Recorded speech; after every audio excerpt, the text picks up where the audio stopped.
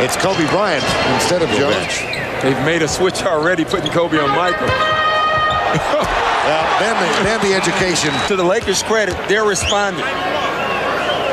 Pippen fouled and goes to the free throw. And Kersey knocks the ball away.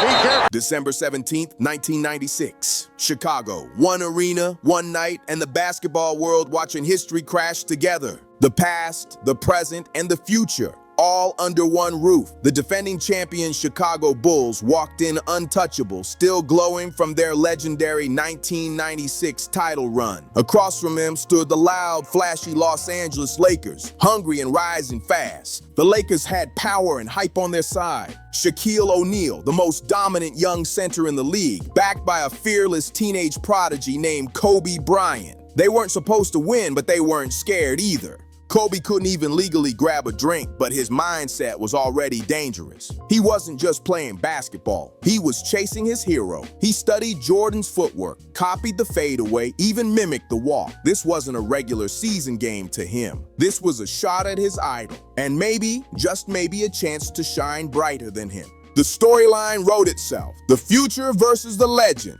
Shaq talked big, saying the Lakers were coming for the crown, while Kobe hinted he wanted the challenge of guarding Michael himself. Cameras flooded the United Center, waiting for the moment they would collide. But history has rules, and one of them is simple. You don't poke the king lightly. Michael Jordan didn't care about hype or headlines. He wasn't there to pass the torch. He was there to remind everyone who ran the league. In front of a screaming Chicago crowd, Jordan sent a clear message. This was still his house. Kobe and Shaq didn't come to take over. They came to learn. They've got a new look, as you mentioned, and it starts in the middle with Shaquille O'Neal.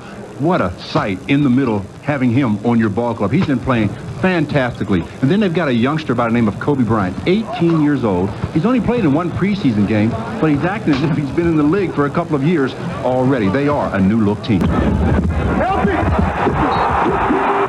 He may be the most dominant player in the game well into the next century.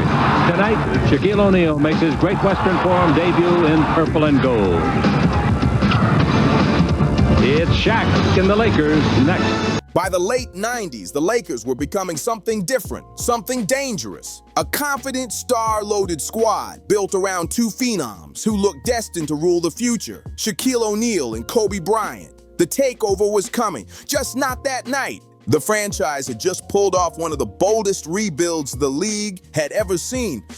That summer, Los Angeles signed Shaq, pulling him away from Orlando with a record-breaking $120 million deal. Then they traded for a young guard from Lower Merion named Kobe Bryant. On paper, it looked strange. The most dominant force in the NBA paired with a player who hadn't even stepped onto a college court yet. But Los Angeles saw something bigger. Shaq was already a certified superstar, 7'1", 325 pounds, pure power with personality to match.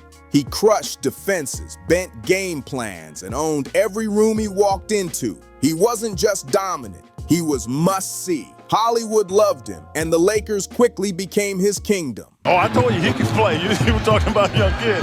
He can get going offensively. This young man can get to the basket. He has complete confidence in his ability to play at this level. Wow, did you see the move by the kid? That's Kobe. You see the finish by the kid? Put on a show here. Here we go. Michael's trying to teach Kobe a lesson, trying to give him the experience, the youth, to the wisdom that what he once had.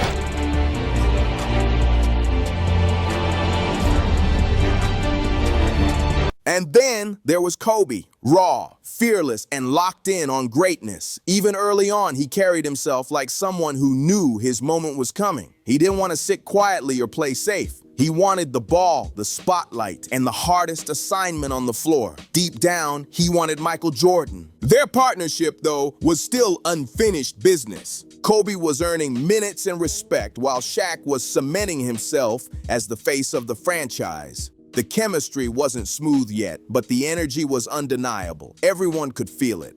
The Lakers had something special brewing, a future powerhouse in the making. But on December 17, 1996, potential met reality head-on. That night, the young stars ran straight into the standard of dominance. It wasn't hype, it wasn't promise, it was the real thing. And the lesson was loud and clear. To get back on top, and to do it in a fashion that you alleviate all the questions that people had about your skills and your leadership qualities, and to, more or less just say, hey, we're back. It's getting tougher, just from facing all the different challenges of staying on top. It's like the king of the hill. I mean, everybody's going to be coming at you and trying to knock you out. Meanwhile, Chicago was operating on another level entirely. The Bulls weren't chasing greatness anymore. They were setting the definition. Coming off a 72-10 season and their fourth title in 6 years, they moved like a machine. Perfect chemistry, ruthless execution, and Michael Jordan at the center of it all. By December 1996, Chicago had the league on lock again. Sitting atop the East with a 20-3 record, every game felt like a warning. This dynasty wasn't fading, it was evolving, and anyone stepping in their way was going to find out fast. At the center of everything stood Jordan, now 33 years old. He wasn't the same high-flying acrobat from the late 80s. That version was gone. In its place was something colder and far more dangerous. A master craftsman. Every move was planned, every fake timed, every defensive read deadly. Jordan knew the league was getting stronger, and the road to another three-peat was going to be a fight. So when the young Lakers rolled into Chicago with hype and headlines, the Bulls weren't impressed. They didn't see the future. They saw challengers who needed to be reminded of reality. And Michael took that personally. This wasn't about excitement. It was about control. The lesson came fast, and it came rough. Around this time, the comparisons had already started buzzing. Kobe Bryant had barely played a full month in the NBA, yet his name kept getting linked to Michael Jordan. The stance, the confidence, the fadeaway, even the body language. It was impossible to ignore. Kobe wasn't just inspired, he was obsessed. He studied Jordan frame by frame, old VHS tapes on repeat, footwork copied, mannerisms memorized, mentality broken down piece by piece. Kobe wasn't chasing popularity, he was chasing greatness. But here was the difference. Kobe was raw potential. Jordan was proof built on scars, rings, pressure, and dominance. Kobe was still trying to show he belonged, while Jordan had already conquered everything. The only thing left was to remind the world that the original always hits harder than the copy. Because it's one thing in watching him play, and then it's another thing in playing against him. His technique was flawless. I wanted to make sure my technique was just as flawless. He's only got probably 3 or 4 more years left, so. I know he's an old guy. He's an old guy. But nah, that'd be something that I love to do because, I watched him growing up. I love to play against Magic Johnson, but now he's retired. And Michael Jordan is somebody that I've always looked up to and I want to play against. The media ate it up. They sold it as the next Jordan versus the real one. Young phenom versus living legend. Kobe welcomed it. He wasn't nervous. He was hungry. He wanted the challenge. He wanted to guard Michael himself. Bold? Yes. Naive? Maybe. But it showed his fearless DNA. Jordan stayed silent. He didn't need words. Greatness doesn't talk. It performs. And as the Lakers stepped onto that court, MJ wasn't thinking about stories or legacies. He was locked in on one thing only: competition. If Kobe really wanted to know what it took to be Michael Jordan, he was about to feel that standard up close and personal. This wasn't a lesson you watched on tape. This was one you survived, painfully, the kind that stays with you. Then the night finally arrived and history stepped onto the floor. The first quarter turned into a deadlock. No team could pull away. Every possession felt like chess. The Lakers' raw energy slammed into Chicago's calm, calculated pace. And surprisingly, Jordan wasn't forcing the issue early. He let the game breathe. He stepped back, read the floor, trusted his teammates, and picked his spots. Vintage Jordan, patient, surgical, comfortable living in the mid-range while everyone else rushed. Scottie Pippen set the tone. He carried the offense early, smooth and confident. Mid-range jumpers dropped, then a three from the left wing. 3:53 left. Pippen again. Chicago looked steady and in control. The Lakers answered through pure force. Shaquille O'Neal owned the paint. Deep position, hard contact, fouls piling up. His size and aggression made every touch feel heavy. Chicago had no choice but to absorb it. Nick Van Exel kept LA alive. The quick lefty pushed the tempo, pulled up in transition, and attacked fearlessly. His confidence gave the Lakers juice. And just before the buzzer, he nailed a tough contested shot, stealing momentum. Then came the shift. The second quarter opened and Kobe Bryant finally checked in. 19 years old, focused, hungry, locked in. He wasn't here to watch. First touch, no hesitation. Kobe caught it on the right wing, rose clean and drilled a smooth three over Scottie Pippen's closeout. Message sent. It didn't take long for Michael Jordan to answer back. A few trips later, he got Kobe in the corner. Quick size up, subtle shoulder fake. Then the veteran went straight to work. No rush, no doubt. Jordan spun baseline and left Kobe a step behind. He floated to the rim and finished with an easy dunk. No trash talk, no reaction, just cold execution. The message was clear without a single word. Welcome to the league, kid. From that moment, the switch flipped. Jordan started cooking. Pull-ups from the mid-range, high-arching jumpers dropping with surgical touch. And Kobe, he had a front-row seat to the masterclass. Every pivot, every release, every tough shot over perfect defense. Jordan made it all look simple, calm, controlled. He finally found his rhythm. And once that happened, there was no hiding from it. But the Lakers kept pushing. With about a minute left, their lead swelled close to 20. Shaq was unstoppable inside, bullying Chicago's front line with dunks and soft hooks. Van Exel and Eddie Jones punished from the outside. Chicago looked shaken. Shots weren't falling. Defensive rotations were late. Even Jordan's brilliance couldn't fully cover how out of sync the Bulls looked in that stretch.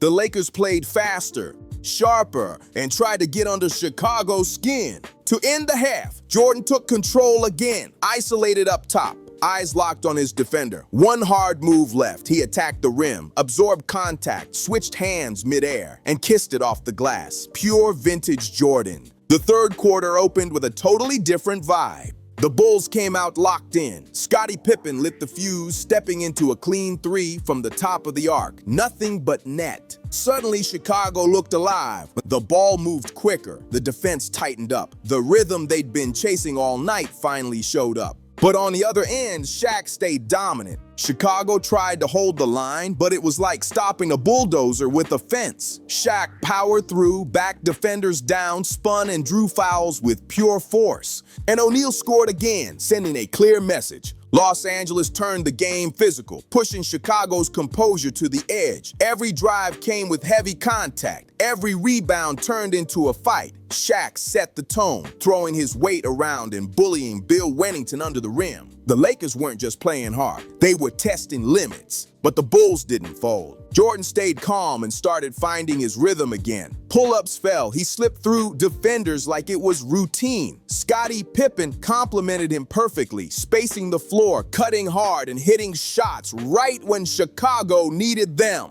The role players stepped up too. Randy Brown made his presence felt on both ends, hounding Laker guards and igniting fast breaks. Slowly but surely, Chicago clawed its way back. The stars led the charge. The grinders handled the dirty work. Momentum was shifting, even if LA didn't see it yet. The fourth quarter turned into pure madness. Every possession was a battle. Both teams traded punches, bucket for bucket, refusing to blink. Shaq kept owning the paint, slamming dunks and forcing double teams. No backing down. And Jordan answered every time. A fade away from the post, a pull-up in transition, shot after shot. He kept the Bulls right within striking distance, calm, ruthless, unshaken. Then came the moment that flipped everything. After a wild scramble, the ball found Tony Kukoc at the top of the arc. Shaq rushed out to contest. Kukoc didn't hesitate. He rose up and drilled the three right over those outstretched arms. Cold-blooded. But the Lakers weren't finished. After another frantic sequence, Chicago needed one more answer. Once again, Kukoc delivered. Fouled with seconds left, he stepped to the line and calmly sank both free throws. Tie game, overtime, chaos, fully unleashed. Overtime started exactly where regulation ended. Tense, physical, and non-stop. For the first 3 minutes, it was chaos, basket for basket. No breathing room. Every possession felt like it could flip the game. Shots dropped, defenses tightened, legs got heavy, but nobody blinked. The pressure stayed sky high. Then came the moment everyone remembers, a missed jumper. Dennis Rodman bulldozed through traffic, fighting off bodies to grab a brutal rebound. The second he secured it, he smartly called timeout to avoid trouble. But that's when things boiled over. As the whistle blew, a Laker tried yanking the ball away. That was the line. Rodman locked in, stared back, and words flew. Teammates rushed in fast. Classic Rodman energy, pure emotion, pure edge. And in a wild twist, Jordan and Pippen grabbed him by the neck, laughing as they dragged him toward the bench. Even Rodman cracked a grin. The tension snapped for just a second. That moment didn't shake Chicago. It fueled them. That mix of fire and control was their weapon. The Bulls were locked in, and what came next sealed the night.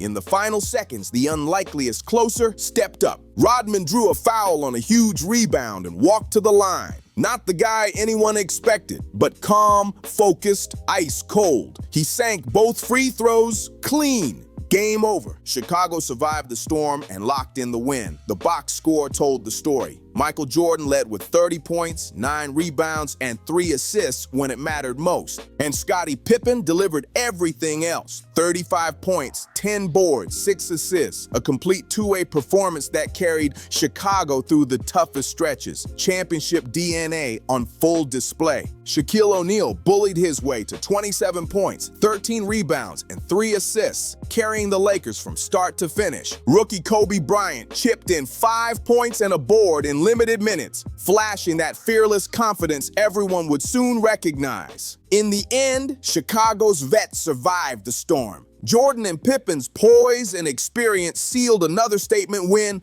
handing Kobe and Shaq an early reality check on what real dominance looks like. If this moment changed how you see greatness, smash that like button, subscribe, and share this with a real Hoops fan. Legends aren't born overnight. They're forged in nights like this.